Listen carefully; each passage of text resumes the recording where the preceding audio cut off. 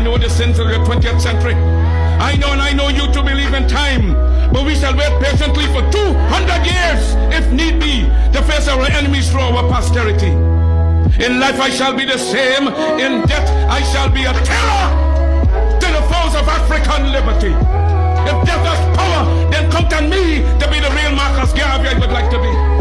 If I may come in a plague or a pestilence, or as God would have me, then be assured that I shall never desert you and make your enemies triumph over you. Will I not go to hell 1,000,000 times for you? If I die in Atlanta, my work shall only just begin. But I shall live in the physical or the spiritual to see the day of Africa's glory. Look for me in the world when there is a storm. Look for me all around you.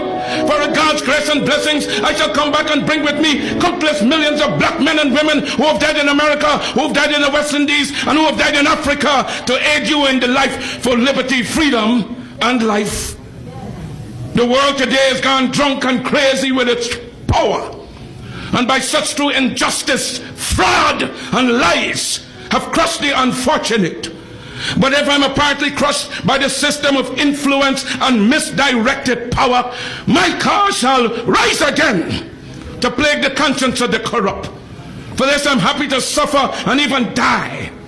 For I will write the history of the millions that are coming and leave to posterity to reckon with a host for the deeds of their fathers.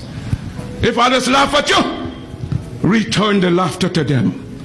If they honor you, return the compliment with equal force.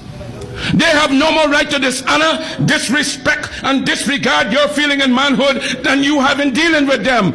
Honor them when they honor you. Disrespect and disregard them when they vilely treat you.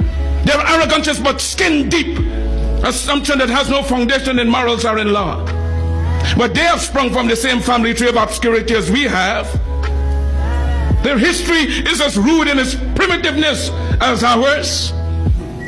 When they were embracing the arts and sciences on the banks of the Nile, their ancestors were drinking blood out of the skulls of the human dead and eating raw meat from wild beasts for centuries, even as they have accused us of doing.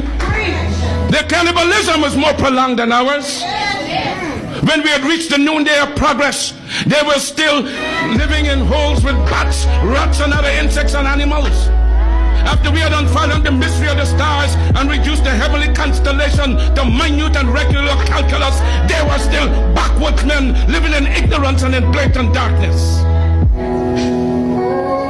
The world today is indebted to us for the benefits of civilization. They stole our arts and sciences from Africa. So why should we be ashamed of ourselves?